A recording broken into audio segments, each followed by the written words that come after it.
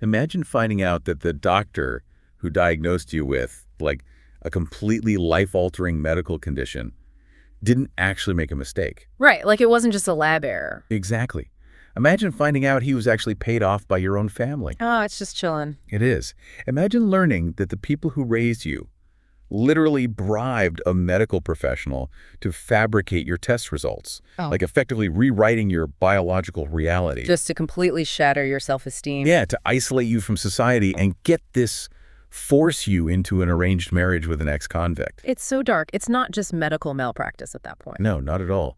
It is the literal colonization of your body to create a financial hostage situation. Which is a profound, terrifying violation. I mean, it takes the one thing we all assume is an objective truth, right?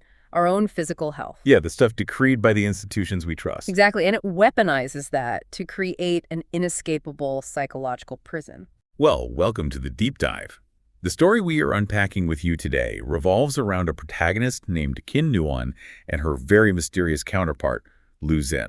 It's quite the dynamic. It really is. And, if you look at the surface of this narrative, you might think we're analyzing a soap opera on steroids. Oh, absolutely. It is packed with tropes. We're talking secret billionaires, flash marriages to total strangers, clearance furniture being swapped out in the dead of night. All the classic hits. Right.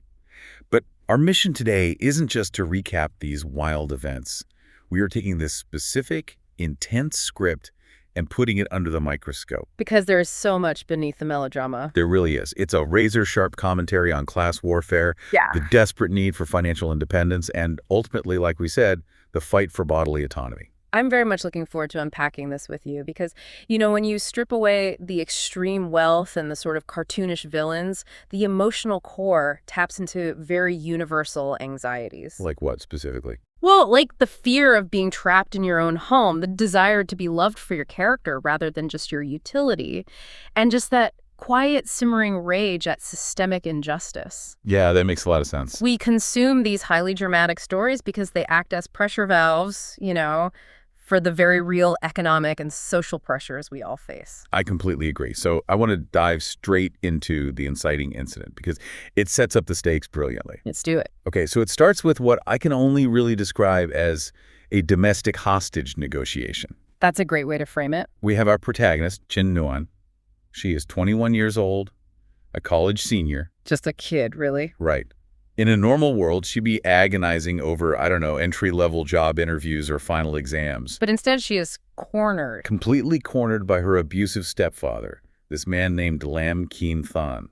And he is awful. Truly. He is trying to force her to marry his biological son, which is her stepbrother, Lam Hao. Which is already deeply uncomfortable. Oh, it gets worse. Okay. Just to paint a full picture here, Lam Hao isn't some misunderstood bad boy. He has just been released from a detention center after serving 6 months. He's violent, he's uneducated. Yeah.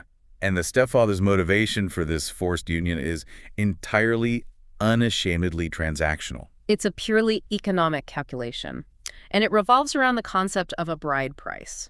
Which is wild to think about in this context. Can you explain that a bit? Sure. So in many patriarchal systems, and specifically in the cultural framework, this story uses a groom's family is expected to pay a substantial sum to the bride's family to validate the marriage. Like a literal transfer of wealth. Exactly. And the stepfather is looking at this massive bride price of 600,000 yuan. 600,000. Right.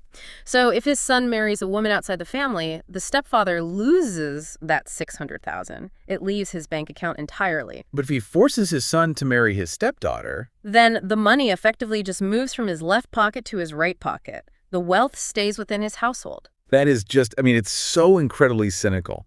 He is viewing these young people not as human beings, but as like depreciating or appreciating assets on a balance sheet. That's exactly what he's doing. And his leverage is incredibly cruel. Yeah. He doesn't just threaten Kin Nuon directly. Because he knows that probably wouldn't work on her. Right. She's too tough. Yeah. So he targets her mother and her younger sister, Duyet. He finds her weak point. He tells Kin Nuon, either you marry the ex-con's stepbrother or you come up with the 600,000 yourself to buy your freedom, or, and this is the kicker, I throw your vulnerable mother and sister out onto the street. It really is a hostage situation where the hostage is being forced to pay her own ransom. Yes, that's exactly it. This is a textbook study in the mechanics of coercive control. I mean, the stepfather is employing a tactic that abusers rely on constantly. Weaponizing empathy. Exactly, weaponizing a victim's empathy. He isn't just being greedy. He is using the people Kim Nguyen loves most as human shields to basically strip away her agency. To trap her. Yeah, he's engineering a psychological trap where, in her mind,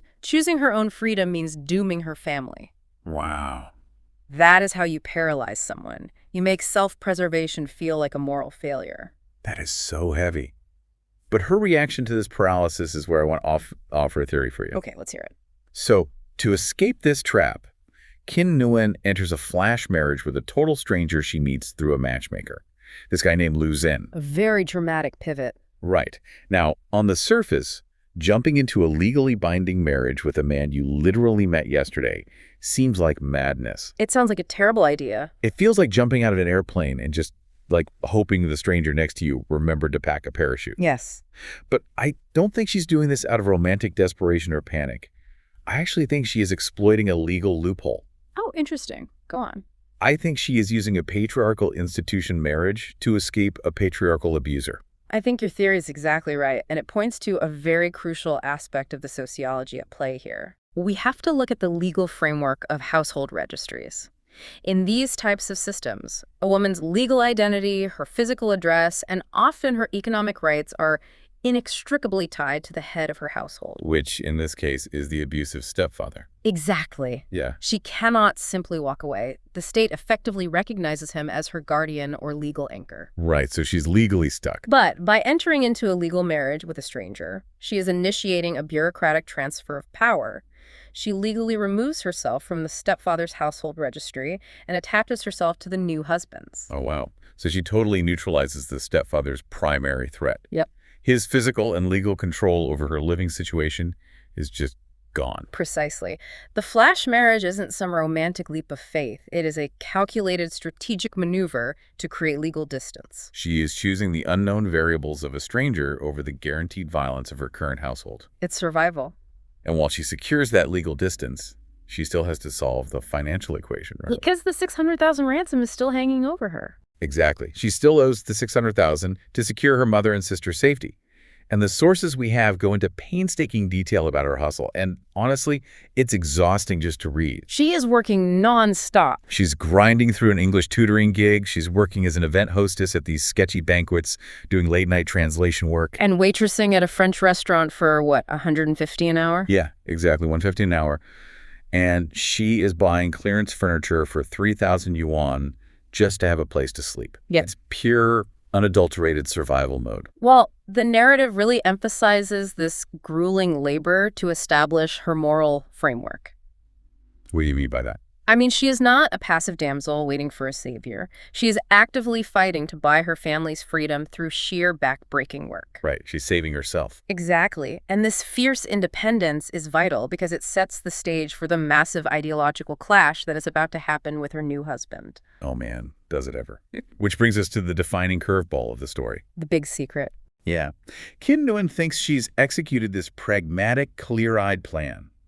She found a convenient, impoverished stranger to marry. Or so she thinks. Right. He told her he makes a meager salary, somewhere between $3,500 and $8,000 a month. They agreed to basically just be roommates.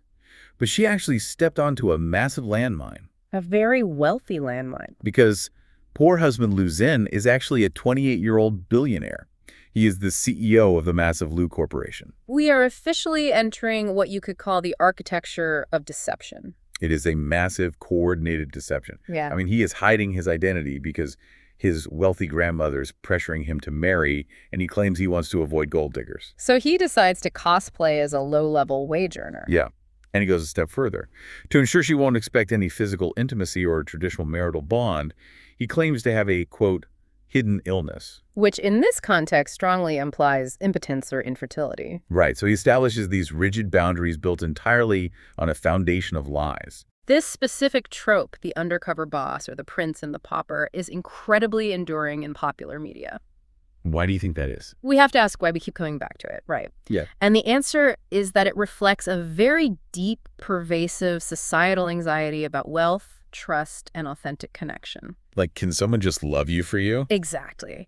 In a hyper-capitalist society, people with immense wealth often live with the paranoia that they are only valued for their utility, for their assets. Lu Zhen wants to be loved for who he is, not what he has. Right. So he strips away the superficial markers of wealth to test the character of his new wife. Okay, I understand the narrative function of the trope, but I have to push back hard on this. Go for it. He is testing her. But starting a relationship with fundamental lies about your identity, your income, and your physical health is profoundly toxic. It definitely wouldn't hold up in couples therapy. I mean, no matter how much money you have, orchestrating a fake reality for another human being is manipulative. He's treating her like a rat in a maze to see if she deserves the cheese. You're touching on the inherent friction of the genre here. Analytically speaking, what we have is a massive power imbalance masquerading as equality. Yes, exactly. Kim Nguyen is completely transparent. She lays all her cards on the table. She tells him about her abusive family, her lack of funds, her desperation for a safe harbor. She's completely vulnerable. And Lu Zhen, conversely, is playing a highly curated game. He is observing her from a position of absolute safety. The perfect, infuriating example of this power imbalance is what I'm calling the furniture incident. Oh, the scene is so telling. It really is. So Kim Nguyen is being incredibly frugal. She goes to buy furniture for their empty apartment. The salesperson tries to upsell her on a $9,999 luxury cookware set, and she rejects it for a $1,999 one. She knows her budget. Right. And she buys a mismatched clearance furniture set, like a basic bed and wardrobe, for 3,000 yuan. And she pays for it herself because she refuses to burden this supposedly poor man she married. Which is such a strong character moment. She takes immense pride in this act of contribution. Because it's a tangible symbol of her agency. I mean, she is building her own life on her own terms with her own hard-earned money. But Lu Zhen is secretly monitoring her. And he decides her choices are too cheap. He can't handle it. No. He refuses to let his wife sleep on clearance furniture. So he has his highly efficient corporate assistant intervene.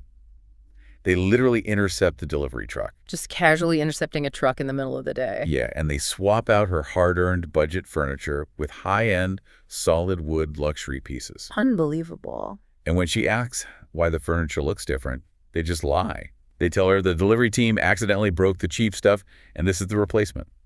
Now, on the surface, the genre wants you to find this romantic. Right, like, oh, he's taking care of her. Exactly. The billionaire secretly providing for his struggling wife from the shadows. But if we dig into the psychology, just like you pointed out, he is completely invalidating her effort. He is erasing her contribution because it offends his aesthetic sensibilities and his ego. He takes away her agency to choose how she lives and replaces it with his invisible, paternalistic control. Paternalistic is the perfect word. I keep picturing it like a ship. Okay, I like this. She thinks she's finally the captain, steering her own life after escaping her stepfather. But Lu Zhen is actually down in the engine room with a remote control, subtly altering the course whenever he feels like it. That is, yeah. She thinks she's navigating, but she's just a passenger in his simulation. That engine room metaphor is perfect because it highlights how the wealthy character in these tropes always justifies their deception. They always think they're doing the right thing. They tell themselves they're providing safety or seeking true love, but they fundamentally disrespect the cognitive reality of the person they claim to care about. They are playing God. Yeah, they are. And the danger of playing God is that you are constantly managing the simulation to ensure the person doesn't see the strings. Which sounds exhausting. It has to be. Maintaining two completely separate lives requires a staggering amount of logistical maneuvering. You have poor husband Lu Zhen at home and billionaire CEO Lu Zhen at work. It's a full-time job just keeping the lies straight. And P's Kim Nguyen is hustling so hard, taking on all these random side gigs all over the city, these two realities inevitably start to collide. It's the architectural setup for dramatic irony. Right. We, the audience, hold all the cards. We know the secret, but the protagonist is operating totally in the dark. And the collisions are so high stakes. For example, Kim Nguyen is working as a hostess at an elite banquet. She took the job because she needs a quick 10,000 to 20,000 yuan for the ransom. She's just trying to survive. But a VIP guest, a powerful man named President Cao, decides he wants her. She tries to physically drag her away, essentially attempting to assault her. It's a terrifying moment. It really is. And who happens to be at this elite VIP party? CEO Lu Zhen. Of course. He sees this happening, drops the disguise, intervenes, kicks Cao away, and has his security detail literally throw this powerful executive out onto the street. I mean, this is a moment of immense designed catharsis for the audience. It really is. It's like a superhero story tailored for the corporate world. Corporate Batman. Yes. Instead of a cape or flight or laser vision, his superpower is unlimited liquid capital, a private security detail, and a ruthless assistant waiting in the wings to execute his will. It's very effective. But then the superhero has a problem. He has to explain to his wife why he, a guy who supposedly makes $3,500 a month and lives in a budget apartment, is rubbing elbows with billionaires and commanding security guards at a VIP banquet. This is where it gets tricky. The lies have to become increasingly elaborate to sustain the original lie. His excuse is wild. It really is. He tells her he was only there because he is being kept by a wealthy older woman. He basically claims to be a sugar baby. Yes. And he points to his own aunt, Ngak Mai, as his sugar mama. It is such a ridiculous lie. It's absurd. But Kim Nguyen, who is, traumatized and exhausted from the near assault, she just accepts it. She even tells him later, like, I won't interfere with your wealthy patron, just keep our lives separate. It's fascinating how the narrative uses these near misses. How so? Well, they heighten the tension of the secret, obviously, but they also serve a secondary function. Which is? Exacting a very specific kind of revenge on the antagonists. It isn't just about rescuing Kim Nguyen from physical danger. It's about the social humiliation of the elite class who look down on her. Ah, I see. Which brings us to one of the most entertaining villains in the story, Ma Yuanting. Oh, she is a piece of work. She is a socialite, deeply entrenched in class elitism, and she is utterly obsessed with the idea of marrying the mysterious CEO of LuCorp. She doesn't even know who he is, just the title. Exactly. She's always bragging about her connections, trying to track him down. But in her day-to-day life, she keeps running into Kim Nguyen and the poor Lu Xian. And she is relentless. Relentless. She mocks Lu Xian for being a low-level wage earner. She tells Kim Nguyen she has pathetic taste in men, entirely unaware that the man she is insulting to his face is the billionaire she is desperately trying to court. Audiences devour this stuff. It is a very modern, capitalist form of karma. Why do you think we love it so much? Because you, the listener, likely navigate a world where status and wealth dictate how people treat you. I mean, we all know people who kiss up to their superiors and punch down at their subordinates. Oh, definitely. So, by watching Ma Yuanting dig her own grave, systematically insulting the very man whose favor she needs, the audience experiences of vicarious perfect justice, the villain's own snobbery is the instrument of their destruction. That's a great point. And it culminates at a birthday party for Ma Yuanting's mother. This scene is incredible. Kim Nguyen is hired for a measly 3,000 yuan to attend as Ma Yuanting's, quote, ugly, dumb friend. Literally hired to make Ma Yuanting look better by comparison. Yeah. And during the party, Ma Yuanting tries to publicly humiliate Kim Nguyen by forcing her onto a stage to write calligraphy, assuming the poor girl will embarrass herself in front of the elites. But Lu Xian is there. He is there in his CEO persona. He steps in, defends his wife while carefully maintaining enough distance to protect his cover, of course, and completely shuts Ma Yuanting down. The dramatic irony here is a psychological safety valve. A safety valve. Yeah. The listener is in on the joke. We share the secret with the billionaire. We get to look down on the snobs who think they hold all the power.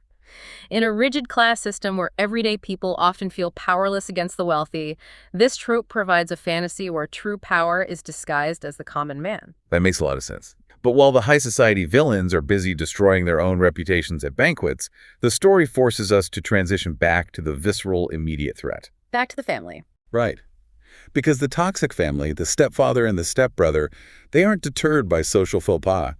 They want their 600,000 yuan, and they escalate from emotional manipulation to physical street violence. The narrative shifts from a social comedy of errors back to a very grounded physical reality. Kim Nguyen is walking down the street, and the stepbrother Lam Hao, the violent ex-con, attacks her. He tries to beat her into submission. But she doesn't freeze. No, Kim Nguyen doesn't freeze. She fights back.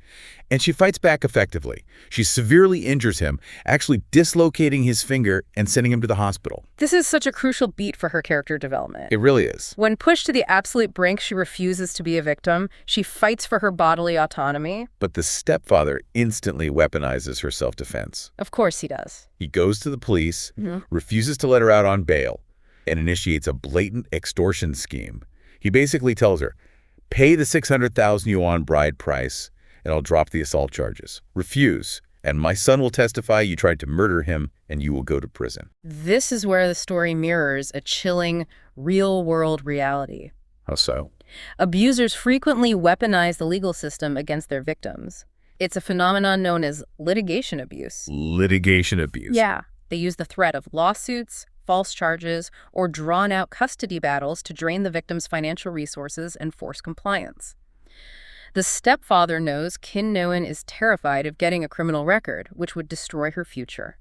He turns her legitimate act of self-defense into a legal trap. But again, she has a billionaire in the engine room. Yep, the remote control clicks again. Liu Zhen's assistant easily bypasses the bureaucratic nightmare. When the police claim the street cameras were conveniently broken, the assistant simply buys or procures security footage from a neighboring private building, proving definitively that it was self-defense. Money talks. It really does. The police release her, and the stepfather's blackmail attempt crumbles instantly. It is the fantasy of the silver bullet. In reality, proving self-defense can be a harrowing, expensive, drawn-out nightmare that destroys a person's life. Yeah, it's rarely that easy.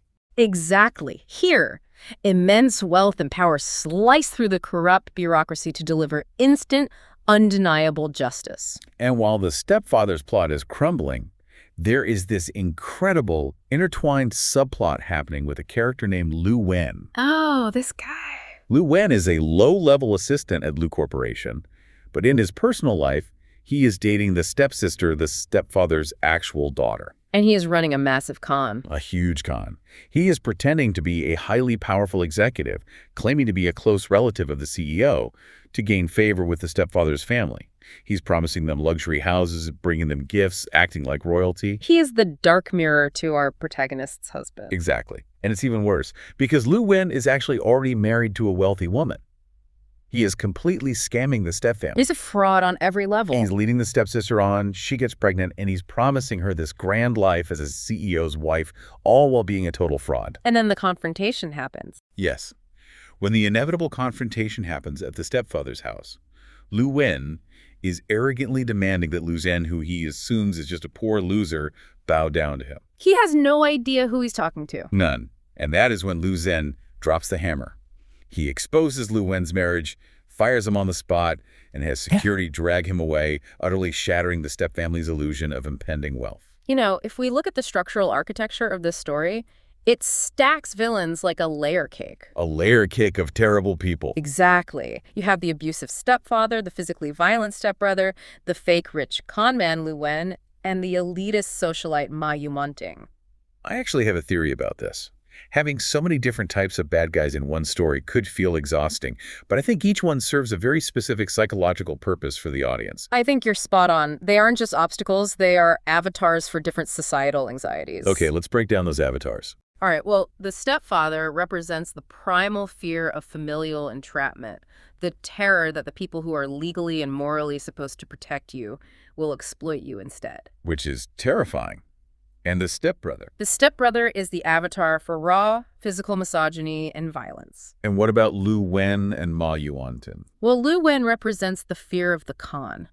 In a society that highly values status symbols, there is a pervasive anxiety about fake wealth. We see that all the time online today. Exactly. We fear trusting someone who projects success but is actually a parasite. As we noted, he is the dark reflection of Liu Zhen. Liu Zhen is a rich man pretending to be poor for supposedly noble reasons. Liu Wen is a poor man pretending to be rich for malicious, exploitative reasons. That's a great contrast. And finally, Ma Yuanting represents the fear of class elitism, the gatekeepers who judge your fundamental human worth by your zip code and your designer labels. So when Liu Zhen finally reveals his identity, it is a multi-targeted strike. Precisely. The reveal of his true identity is a silver bullet that simultaneously destroys the patriarchal abuser, exposes the fake wealth parasite, and humiliates the classist gatekeeper. It's so efficient. It provides the listener with immense catharsis because it is a fantasy where all of life's systemic unfairness, from domestic abuse to corporate snobbery, is eradicated in one sweeping gesture of absolute supremacy. It is incredibly satisfying to watch the villains get wrecked. But, as we move to the climax of the story, we have to address the massive casualty of this reveal. The fallout. Yeah. Because while the villains are defeated, the hero's lies have finally caught up with him. The engine room has been exposed. The facade shatters, and it shatters in a deeply humiliating way for the protagonist. It really does. It doesn't happen in some romantic, sweeping confession under the stars like you might expect. No, it's much messier. Qin Nguyen takes a tutoring job for a rebellious, rich teenager named Lu Shi. She thinks she's just doing her job, tutoring a difficult kid. But it turns out Lu Shi is Lu Zhen's cousin. Of all the teenagers in the city? Right. And this teenager, who has been fed lies by the socialite rival, aggressively accuses Qin Nguyen of being a manipulative gold digger who tricked the CEO into marriage. Just screaming at her. That is how Qin Nguyen finds out. She discovers her husband's true identity through a hostile teenager yelling at her in a mansion. The psychological impact of that moment is staggering. I can't even imagine. In that instant, she realizes that her entire reality for the past several months, the quaint little apartment, the budget meals, the shared financial struggles, the pride she took in providing for them, all of it was a terrarium built by a billionaire. A terrarium. She was the subject of an elaborate sociological experiment. Her reaction to this is fantastic, though. Yeah. Upon learning he is the CEO, she doesn't celebrate. She doesn't think, oh, great, my financial problems are over, I'm rich. No, she immediately demands a divorce. She tells him point blank that they are not from the same world, and she feels fundamentally betrayed. Because it wasn't just him. His grandmother knew, his assistant knew, his whole family knew. Everyone was in on the joke except her. This reaction is vital to maintaining her character's integrity. How so? Well, if she had simply accepted the money and smiled, it would have validated the gold digger accusations and completely undermined her entire grueling journey to achieve independence. Right, it would ruin her character arc. By demanding a divorce, she reasserts her agency. She is drawing a hard boundary, effectively saying, you may have all the capital in the world, but you do not have the right to dictate my reality without my consent. And Lu Zhen panics. Because for the first time in his life, his money cannot fix the problem. In fact, his money is the problem. It's the barrier. So, to prove his sincerity, to prove this wasn't just some sadistic game, he does something extreme. He initiates a massive legal transfer. A huge one. He puts all of his assets, his properties, his corporate stocks, his entire immense fortune into her name. He makes her the sole beneficiary of everything he owns. Which is the ultimate romantic gesture in this specific narrative universe. But I want to debate this with you. I see that it's a massive narrative gesture, but does a billionaire giving you all his money actually solve the core issue of trust? That's the million-dollar question. If someone lied to you for months about their fundamental identity, orchestrated your living conditions, and gaslit you daily, does a massive bank transfer rewire the neural pathways of trust? I feel like we are letting the trope excuse the manipulation. I hear you, but you're applying real-world therapeutic standards to a mythological structure. Okay, fair enough. In the real world, you are absolutely right. A bank transfer doesn't heal trauma. It requires immense therapy, couples counseling, and a fundamental restructuring of communication. Right, a lot of hard work. But in the symbolic language of this genre, we have to analyze what money actually represents. Okay, what does it represent in this universe? Throughout this entire narrative, money has been the sole instrument of control. The stepfather used the 600,000 yuan to try and colonize her body and her future. The rival used wealth to try and socially destroy her. Lu Zhen used his hidden wealth to control her environment and test her morality. Money is the only currency of power that matters in this world. That's a really good point. So for Lu Zhen to relinquish his entire fortune to her, he isn't just paying her off. He is literally handing over his power. He is disarming himself. He's handing over the remote control to the engine room. Exactly. It is the ultimate proof of emotional surrender. He is leveling the playing field in the only language he knows. Wow, okay. By making her the billionaire and himself the financial dependent, he is offering the only true apology the narrative can process. He is saying, I used my power to lie to you. Now you hold all power, and you have the ability to destroy me if you choose. It is a dramatic, structural rebalancing of the scales. When you frame it as structural disarmament, it makes a lot more sense within the fantasy. It works perfectly for the genre. But just when you think the story is wrapping up with this grand financial rebalancing, it hits us with the final, darkest twist of all. The medical gaslighting. It is so incredibly dark. Let's recap for a second. At the very beginning, Lu Zhen told her he was infertile to set boundaries. Right. But Qin Nguyen readily accepted this because she believed she was completely infertile. She had been diagnosed by a doctor previously. So they had this mutual understanding based on shared biological trauma. They both thought it was off the table. But after the big reveal, And after the asset transfer, she starts feeling unwell. She goes to the hospital, and the doctors tell her she is 6 weeks pregnant. Which should be a physical impossibility based on the medical reality she had been living with. Exactly. So she investigates. Yeah. And the truth comes out. It is revealed that the abusive stepfather and his family fabricated her original infertility diagnosis. It's just sickening. They bribed or manipulated the medical records. Why? To completely destroy her self-worth. They wanted to make her believe that she was biologically broken, that she had no value on the traditional marriage market, and that no other man would ever want her. It's so calculated? They engineered this lie so she would feel she had no choice but to accept the forced marriage to the violent ex-con stepson as an act of charity. This is undoubtedly the most chilling aspect of the entire story. We talked at the very beginning of this deep dive about the trust we place in medical institutions. When abusers co-opt that authority, it is a form of profound psychological violence. The stepfather wasn't just trapping her physically or financially. He was trying to colonize her mind. Yeah, to make her trap herself. He was attacking her perceived biological value to the outside world to create total, inescapable isolation. It is vile. The sources detail how they would casually call her a hen that can't lay eggs to her face. Yeah. Breaking down her self-esteem day by day, knowing the whole time it was a lie they fabricated. It is a brutal illustration of how domestic abuse operates on multiple axes. It is rarely just a physical threat, you know. It's way deeper. It is the systemic dismantling of a person's reality. The fake diagnosis was designed to induce learned helplessness. It's a masterclass in coercive control, utilizing patriarchal values against the victim.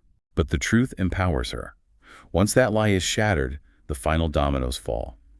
Armed with the undeniable reality of how deeply depraved the stepfather truly is, Khin Nguyen's mother finally finds the courage to act. The mother finally steps up. She files for divorce. She realizes he wasn't just a harsh husband, he was an active predator who conspired to destroy her daughter's mind and body. The revelation breaks the spell of trauma bonding for the mother as well. It's a vital conclusion because it demonstrates that the protagonist's arduous journey to independence ultimately saves not just herself, but the vulnerable women around her. And it perfectly ties up all the loose ends. Oh, very neatly. It's a narrative engine designed for total closure. Every character gets exactly what they deserve based on how they treated Khin Nguyen when they thought she was just a powerless, poor student. The stepfamily loses their wealth and their control. The fake rich con man is exposed and banished. The mean girl rival is socially humiliated. And Khin Nguyen, who ground through those late-night translation gigs and 150 yuan an hour waitress shifts, ends up holding the keys to an entire corporate empire, alongside a partner who has completely surrendered his power to her. It is a machine designed to deliver maximum emotional payoff.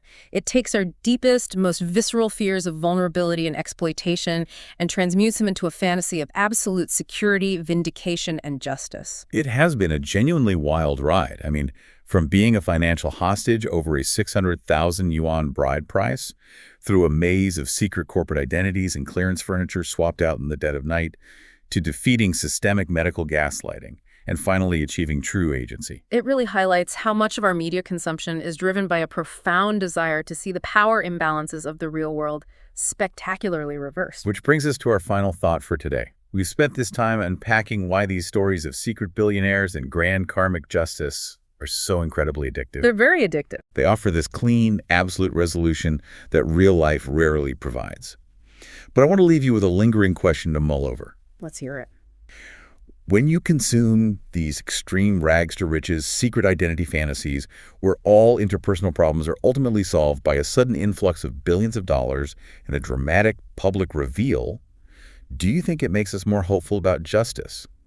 Does it give us a necessary therapeutic escape from a grueling capitalist reality? Or does consuming this specific kind of media actually make us less tolerant of the mundane, everyday struggles? The slow, unglamorous, often tedious work required to build actual trust and equity in real-world relationships. That's a tough question. If we are constantly waiting for a secret billionaire to fix the corrupted systems of our lives, are we forgetting how to read the messy, complicated, thoroughly human realities right in front of us? Something to think about. Keep diving deep, keep questioning the underlying mechanics of the narratives you consume, and we will catch you next time.